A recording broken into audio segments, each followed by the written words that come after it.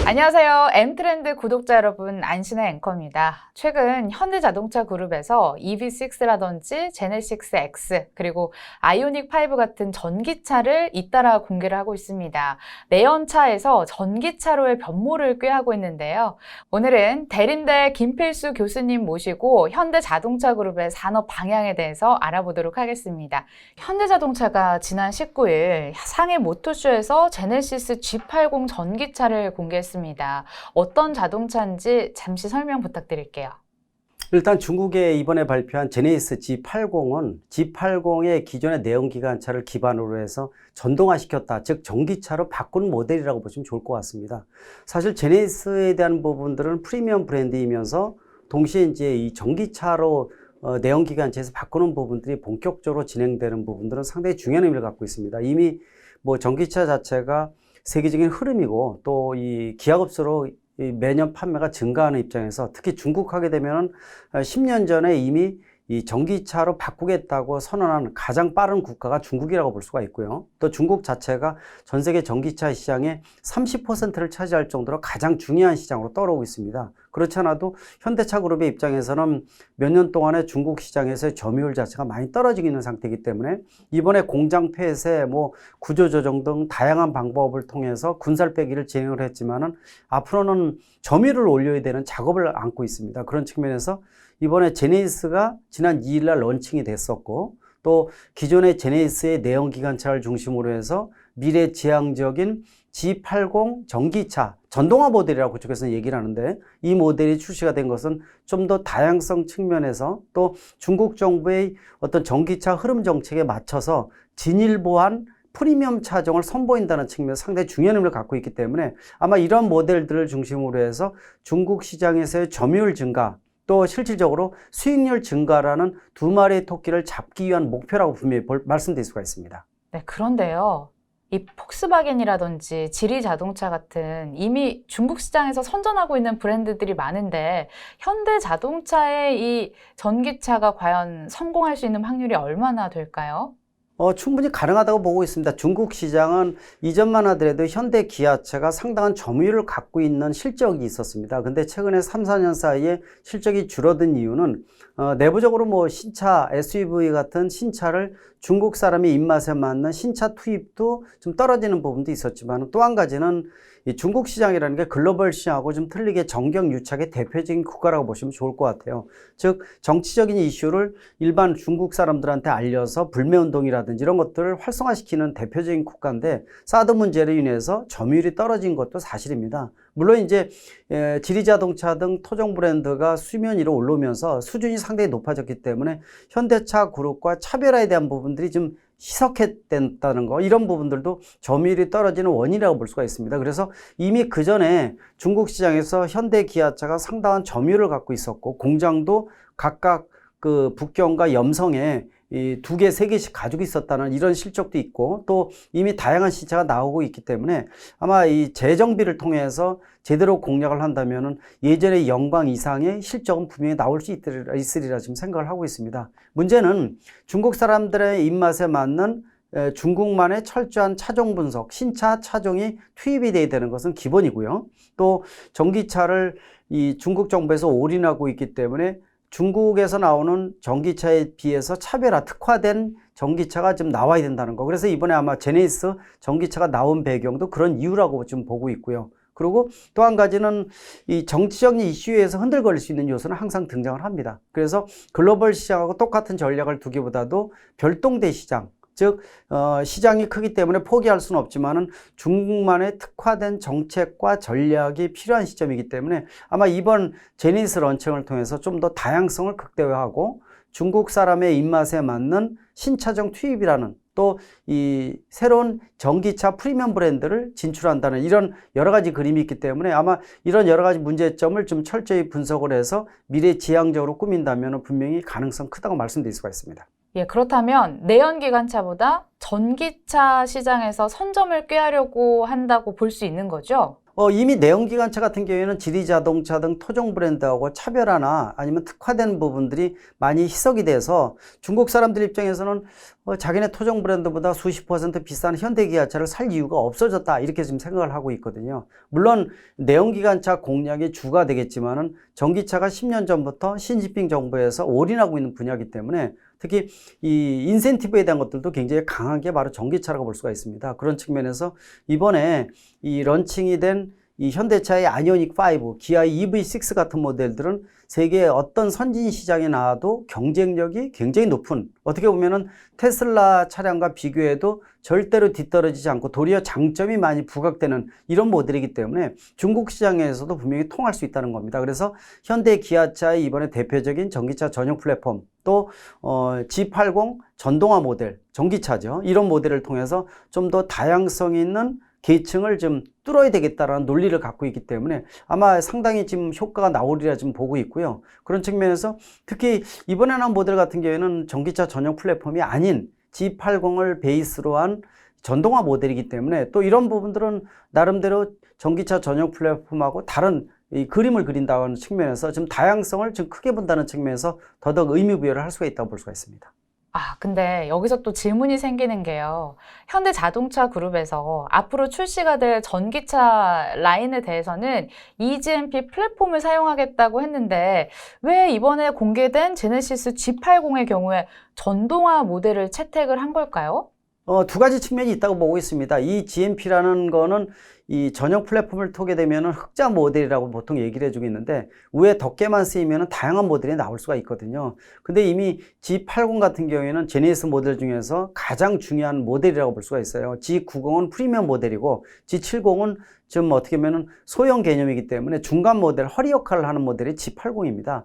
근데 G80을 똑같은 형태를 가지면서 전용 플랫폼을 쓰기에는 시간적인 것도 그렇고 또 비용적인 부분들도 여러 가지 부분도 있다고 보고 있어요. 그래서 아마 G80을 베이스로 해서 엔진 변속기 빼고 아마 최적화된 모델을 이 GMP 전용 플랫폼하고는 별도로 그림을 그린다는 측면, 이 부분들이 중국 시장에 맞는 새로운 모델 진입이라고 보고 있고, 그러다 보니까 G80 전기차라고 얘기를 안 하고 G80 전동화 모델이라고 얘기하는 이유도 바로 그런 부분들입니다. 어떻게 보면은 좀 더 이 제네시스라는 프리미엄 브랜드를 다양성을 좀 극대화한다는 의미를 갖고 있습니다. 그렇다고 전용 플랫폼이 앞으로 나오는 GV60이라든지 또 이런 모델들은 모두 다 전기차 전용 플랫폼을 기반으로 해서 만든다 이렇게 볼 수가 있는데, 전동화 모델을 별도로 만들므로 인해서 좀 더 제네시스의 전동화 모델, 전기차 모델을 다양성을 키운다는 측면, 이 부분이 이번에 공략한 중국 전용 모델에 대한 의미를 더 부여할 수 있다고 볼 수가 있습니다. 예, 그리고 또 최근 제네시스 브랜드가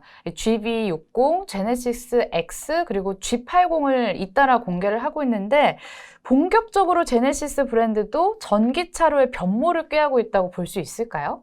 그렇습니다. 이미 전기차에 대한 흐름은 전이부대가 아닙니다. 주도권을 이미 쥐고 움직이기 시작했다는 거. 전기차의 단점이 급격히 사라지면서 특히 올해는 이 GMP라는 현대차 그룹의 전용 플랫폼만 나온 게 아니라 폭스바겐이나 GM이라든지 세계의 글로벌 브랜드 자체가 전기차로 올인하기 시작했다는 겁니다. 그래서 올해 전기차의 중흥기의 시작점 이렇게 얘기를 하고 있기 때문에 아마 이 기아업소로 증가를 하고 있어요. 작년에 420여만 대에서 올해는 한 400여만 대로 예상을 했었는데 워낙 완성도 좋은 전기차가 많이 출시가 되면서 올해 도리어 세계적인 평가는 500만 대에서 550만 대까지 전기차가 늘어날 가능성이 높습니다. 이렇게 흐름이 주도권을 진다면은 2025년 지금부터 4년 이후에는 이 연간 판매 1000만 대가 넘어갈 것으로 거의 확실시 돼가고 있어요. 이런 시장에서 현대차 그룹이 미래의 어떤 주도권을 준다는 측면에서 특히 프리미엄 브랜드는 제네시스 같은 경우에는 이 내연기관차로 그대로 진행을 하게 되면 스토리텔링도 필요하고 상당히 지금 고민이 많거든요.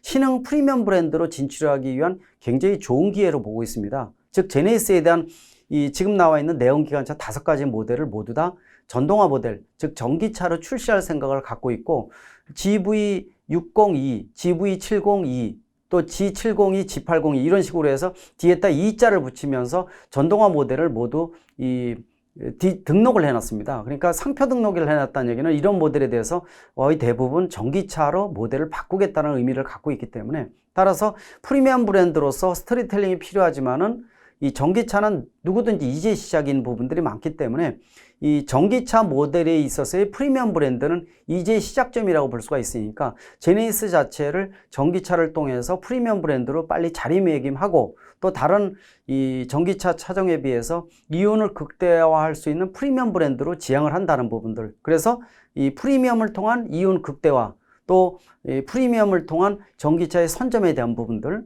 또 새로운 프리미엄의 안착에 대한 부분들, 이런 여러 마리의 토끼를 한꺼번에 잡는 이런 효과를 노린다고 분명히 볼 수가 있습니다. 예, 그렇다면 다른 완성차 업체들의 이 프리미엄 브랜드 라인 움직임은 어떨까요?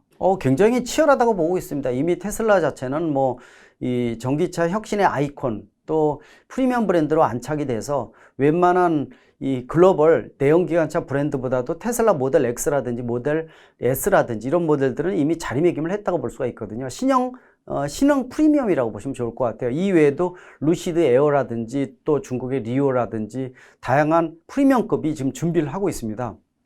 따라서 현대차 같은 경우에도 제네시스 브랜드를 통해서 좀 더 프리미엄급으로 안착시킬 수 있는 기반이 됐다, 이렇게 지금 보고 있기 때문에 앞으로 이 전기차가 득세가 거세지면서 대중 브랜드 전기차와 프리미엄 전기차에 대한 양분화도 앞으로 가속화될 것으로 보고 있는데, 시장이 커지는 만큼 소비자들한테 얼만큼 브랜드 이미지를 극대화시키면서 이윤을 크게 나눌 수 있는지에 대한 부분들, 또 더더욱 중요한 것이 일단은 선점에 대한 취지라고 보시면 좋을 것 같아요. 지금 현재로서는 이 전기차에 대한 부분들이 아직까지는 테슬라 이외에는 대두되는 모델이 그렇게 많지 않은 상태거든요. 그런 측면에서 폭스바겐이나 GM도 세계적인 브랜드로 자리매김하겠다라고 이미 선언을 했었고, 또 볼보라든지 제규어 랜드로버도 몇 년 이내 내연기관차 판매를 지금 안 하고 전기차로 완전히 바꾸겠다, 이렇게 선언한 제작사들도 많은 상태입니다. 따라서 프리미엄에 대한 것들이 아직은 전기차가 좀 약한 부분이 있기 때문에 제네시스 전기차를 통해서 좀 더 프리미엄, 신흥 프리미엄으로 등장을 하겠다라는 부분들, 이 부분들은 주목을 할 필요가 있다고 보고 있습니다.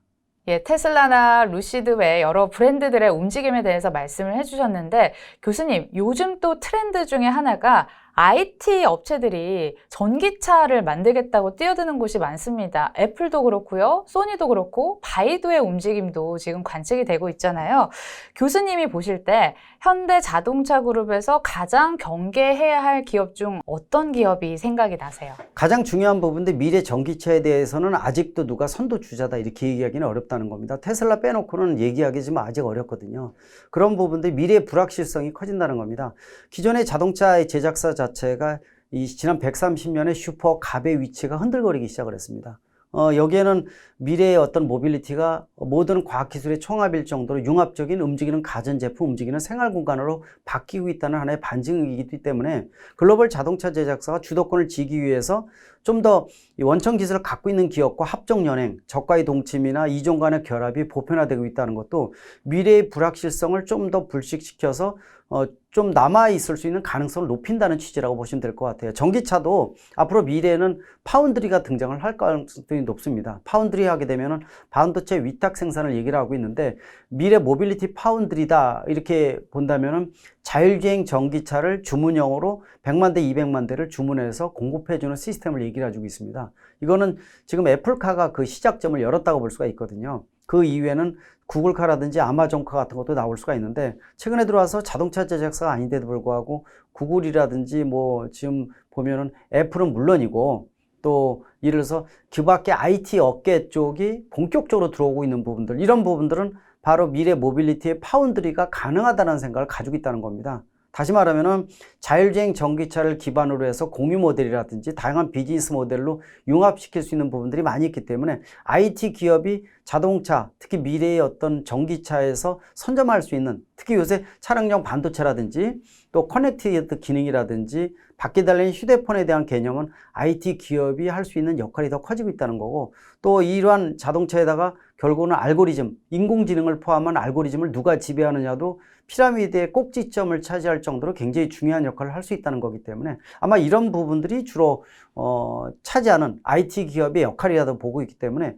따라서 글로벌 자동차 제작사만 미래의 자율주행 전기차를 차지하는 게 아니라 다른 기업, IT 기업뿐만이 아니라 공유 기업이라든지 다양한 소프트웨어 기업, 이런 여러 가지 기업들이 모두 다 전기차에 올인한다고 보시면 되기 때문에 미래에는 좀 불확실성이 더 커지는 이유가 바로 거기에 있을 정도로 전기차에 대한 어떤 약육강식의 시대는 본격화될 것으로 보고 있는데 이게 5년, 10년 이내라고 보고 있습니다.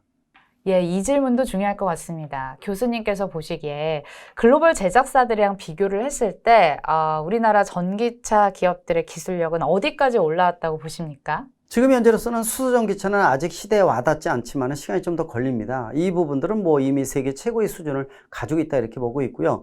전기차는 예전만 하더라도 2년, 3년 정도 뒤져 있었어요. 근데 올해부터 이 GMP라는 전기차 전용 플랫폼을 통해서 아이오닉 5와 EV6가 나왔는데 이 모델을 중심으로 해서 글로벌 선두 그룹에 진입을 했다고 보셔도 돼요. 다시 말하면은 수전기차와 전기차라는 무공해차의 쌍두마차가 이미 현대차 그룹을 중심으로 해서 선두 그룹에 진입을 했다고 보셔도 좋을 것 같습니다. 문제는 이러한 무공해차인 전기차 같은 것에 자율주행 기능을 놓아야 되는데 또 소프트웨어, 인공지능에 대한 부분들, 또 자율주행에 대한 부분들은 선진국 대비해서 3년에서 4년 뒤져 있습니다. 아직은 좀 고민이 많다는 겁니다. 그러다 보니까 현대차 같은 경우가 바로 앱티브하고 합작 법인사인 모셔널 같은 걸 만들어서 자율주행 기술을 미국에서 개발한 이유도 바로 거기에 있고요. 그런 측면에서 보게 되면은 자율주행 관련 기술, 즉 소프트웨어에 대한 알고리즘에 대한 부분들, 이런 부분들은 좀 더 매진을 해서 선진국과의 격차를 줄여주는 것이 미래의 주도권을 쥐기 위한 가장 큰 숙제라고 말씀드릴 수가 있습니다. 예, 그런데 문제는 차량용 반도체 공급 이슈가 아직 해소가 될 기미를 보이지 않고 있습니다. 벌써 몇 달이 지나고 있는데 현대자동차그룹은 어떻게 대응을 하고 있나요? 고민이 많다고 볼 수가 있습니다. 물론 작년 12월부터 전 세계적인 글로벌 자동차 제작사의 차량용 반도체 부족 현상이 현실화됐고요. 또 차량용 반도체 회사들이 여러 가지 인재나 천재지변이 발생을 했어요. 르네사스는 화재가 생겼고 또 텍사스 한파가 몰아치면서 NXP라든지 인피니온 같은 데도 문제가 생겼고 그러다 보니까 전 세계적으로 문제가 생긴 부분들, 이 부분들은 가을까지 갈 가능성이 높습니다. 그 이후까지 될 수도 있어요. 현대차 그룹의 입장에서는 작년에 실적이 괜찮으면서 차량용 반도체에 대한 확보를 다른 글로벌 자동차 제작사에 비해서 4, 5개월 정도 더 가지고 있었다고 볼 수가 있습니다. 그러다 보니까 지금까지는 버텼는데 앞으로가 문제라고 보고 있어요. 지금 현재 울산 공장이라든지 지금 벌써 공장 정지가 많고 또 차종에 따라서 일부분 숨고르기를 지금 하고 있는 부분들이 차량용 반도체가 부족해지기 시작했다는 하나의 시작점이라고 보시면 좋을 것 같습니다. 따라서 가을까지는 할 수 없어요. 부족한 차량용 반도체를 누가 많이 확보하느냐가 관건이라고 보고 있기 때문에 지금 백신 전제랑과 똑같다고 보시면 돼요. 부족한 백신 공급량, 수요는 많은 상태. 같은 게 지금 차량용 반도체입니다. 문제는 가을 이후에 차량용 반도체 부족 현상이 반복되지 말란 법이 없기 때문에 얼마 전에 바이든 대통령 또 문 대통령도 그렇고 각각 그 기업체 장들이 모인 상태에서 차량용 반도체의 주도권을 쥐고 움직이겠다. 즉 자국 중심의 내재화를 선언한 이유가 바로 거기에 있다고 보고 있어요. 미국도 이제는 한국이나 대만에다가 반도체를 위탁시키기에는 한계가 있다. 즉 전략물자로 바뀌었다는 겁니다. 그래서 자국에서 생산하는 부분들을 강조하기 시작을 했고 또 삼성전자가 20조 원 정도 미국 시장에 투자를 한다고 했는데 이런 부분들도 투자를 좀 더 빨리 촉진시키고 있고 또 일부분은 차량용 반도체를 생산해라. 보조금을 주겠다. 이런 압력이 지금 가해지고 있다고 볼 수가 있습니다. 역시 국내에서 대통령 주관하에 경제 확대 회의를 열어서 이런 부분들이 똑같은 주문을 지금 하고 있다는 겁니다. 이미 램이라든지 낸드 플래시라든지 이런 모델들은 세계에서 대한민국이 주도를 하고 있고 또 삼성전자나 SK 하이닉스가 세계 최고의 반도체 기술을 아직도 가지고 있겠지만은 유럽이나 미국 이런 데의 주도권이 지고 움직여지면서 대한민국의 반도체 산업이 흔들거리기 시작을 했습니다. 좀 더 공격적인 투자와 연구개발이 지금 필요한 시점이라고 분명히 보고 있고 또 일부분은 차량용 반도체 생산을 국내에서 수익률이 떨어지더라도 소량 납품정에 대한 한계점 또 공정 과정이 몇 개월 걸리고 신뢰성이 상당히 중요한 부분들인데 이런 어떤 수익률이 떨어지는 것은 정부가 보조금, 각종 세제 혜택 뭐 이런 것들을 주면서 좀 더 전략 물자로 생산할 필요가 있다는 거죠. 그런 측면에서 보게 되면 자동차용 반도체는 우리가 일명 주문형 반도체, 비메모리 반도체라고 얘기를 하고 있는데 이런 부분들은 이미 전략 물자로 바뀌었다는 거. 그래서 국내 주도하에서 좀 더 주도권을 쥐고 움직여야 된다는 거. 또 미중 간의 전쟁 사이에 끼어서 이 속에서 얼마만큼의 우리가 자리매김할 것인지도 상당히 좀 고민거리가 늘어난다고 보고 있으니까 미래의 불확실성이 지금 현재로서는 굉장히 크다고 볼 수가 있습니다. 차량용 반도체 가을까지는 간다. 그 이후에도 전략 물자로 확실히 준비해야 된다고 말씀드릴 수가 있습니다.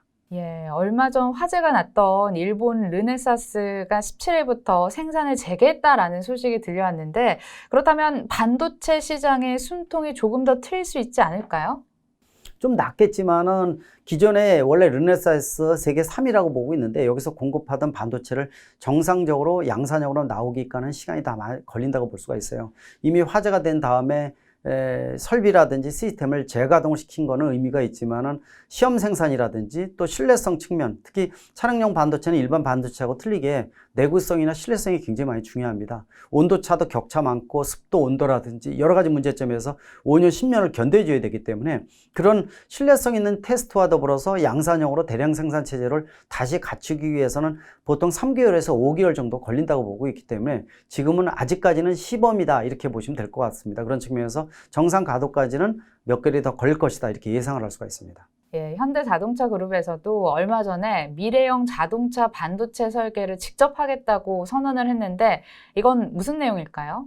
이거는 완전히 100% 내가 생산한다는 측면은 아니라고 보시면 좋을 것 같아요. 현대 모비스를 중심으로 해서 자체적으로 지금 합종연행도 정리를 하고 있거든요. 그래서 반도체 설계에 대한 것들도 현대 모비스가 인수를 해서 직접 본인들이 설계를 하고 특히 이제 ECU, MCU 같은 이 마이크로 컨트롤 유닛 같은 핵심 차량용 반도체 같은 경우에는 직접 그 현대차 그룹에서 설계를 해서 주문할 수도 있고 일부 생산도 가능하겠죠. 그래서 다른 반도체 회사하고 끈끈한 역할 분담을 한다고 보시면 좋을 것 같아요. 배터리 같은 경우에도 셀 자체는 국내 배터리 회사에서 공급을 하지만은 이거를 모아서 모듈별로 하고 팩으로 만들어서 차에 탑재하는 부분들은 이 현대차 그룹과 그 배터리 회사가 합작으로 투자하는 회사에서 지금 만들어내는 거와 똑같거든요. 차량용 반도체도 100% 차량용 반도체 회사에서 공급하는 모델들도 많이 있지만은 핵심 차량용 반도체는 직접 차에 대한 특성을 가미를 해서 설계까지도 하고 또 주문 자체는 자체 생산하거나 아니면은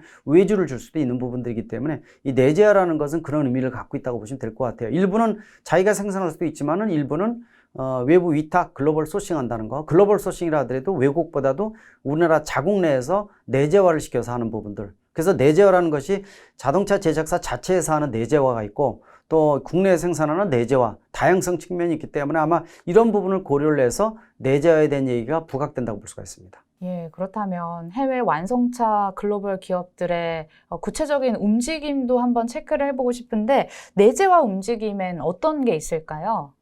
많다고 볼 수가 있어요. 이미 배터리 내재화해야 되는 것들도 테슬라, 폭스바겐 등등 해서 이미 각 지역별로 이미 진행이 되고 있고요. 차량용 반도체 내재화도 이미 목소리가 나오기 시작했다고 보시면 좋을 것 같습니다. 차량용 반도체가 어떻게 보면은 전략 물자로 바뀌면서 이미 바이든 대통령은 선언을 했고요. 또 그 다음날 국내 대통령, 우리나라 대통령 같은 경우에도 이미 국내 내재화에 대한 부분들, 또 유럽도 마찬가지거든요. 역할 분담을 한다는 겁니다. 배터리는 지금 한중일이 주로 세계적으로 공략을 하고 있는 부분들이 많고 차량용 반도체는 대만과 또 일본, 또 한국도 지금 많이 올라가고 있는 부분들이다 이렇게 보고 있죠. 순수 반도체 자체는 지금 대만, 일본, 한국의 싸움이다 이렇게 보면 좋을 것 같습니다. 물론 이제 원천 기술에 대한 것들은 미국도 많이 공급을 하고 있기 때문에 그래서 국내에서 차량용 반도체도 10에서 한 15% 점유율을 갖고 있는 기업이 한두 개 등장했으면 하는 생각이 들어요. 지금 차량용 반도체 공급 회사 자체가 30%, 40%를 갖고 있는 공룡 반도체 회사는 없습니다. 이미 소량 다품종이기 때문에 역할 분담을 통해서 나눠 먹고 있거든요. 예를 들어서 인피니언 아니라든지 또 NXP라든지 또 르네사스 이런 부분들이 다 미국 또 네덜란드라든지 독일 회사들 또 일본 회사 이런 부분들이거든요. 또 ST 마이크로 같은 회사들도 있고 세계적으로 나눠져 있는데 다 10에서 11%입니다. 8에서 9%예요. 그러니까 10% 내외 도토리 키재기거든요. 따라서 국내에서는 차량용 반도체의 자체 공급이 지금 3%뿐이 안 되고 있어요.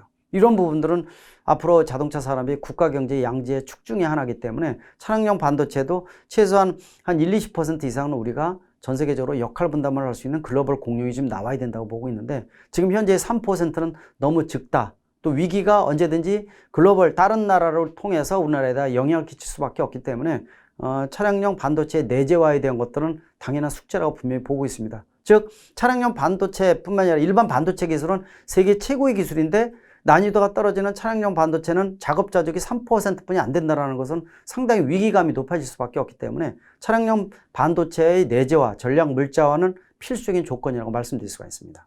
그럼 지금 당장 해결할 수 있는 방안은 없는 거네요? 지금 당장은 없습니다. 가을까지는 결국 백신 나눠 먹기식으로 얼마만큼 열심히 해서 좀 유지가 되느냐에 대한 부분들. 그래서 인기 없는 차종은 좀 줄이고 인기 있는 차종 중심으로 해서 차량을 가을까지는 비상체계로 갈 수밖에 없어요. 문제는 그 이후에 정상 가동이 된다 하더라도 언제든지 전략 물자로 바뀔 가능성이 높다는 거. 차량용 반도체가 이런 부분들이 여러 번 반복될 가능성이 높다는 측면에서 내재화에 대한 부분들이 굉장히 중요한 부분이 아닌가 이렇게 좀 보고 있습니다. 그리고 혹시라도 또 지금 여러분들이 이 영상을 좀 보시면서 참고로 좀 더 다양성 있게 또 여러 가지 부분들을 보기 위해서 제 개인 유튜브도 지금 진행을 하고 있거든요. 김필수 자동차 연구소. 김필수 자동차 연구소를 들어가시면은 아마 좀 폭넓게 다양한 분야를 좀 볼 수 있는 계기가 되니까 아마 그 부분들도 여러분들이 들어오셔서 구독을 하시면은 상당히 많이 도움이 되지 않을까 이렇게 보고 있습니다. 네, 지금까지 대린대 김필수 교수님과 현대자동차그룹의 산업 방향에 대해서 알아봤고요. 도움이 되셨다면 좋아요, 구독, 그리고 알림 설정 부탁드릴게요. 고맙습니다.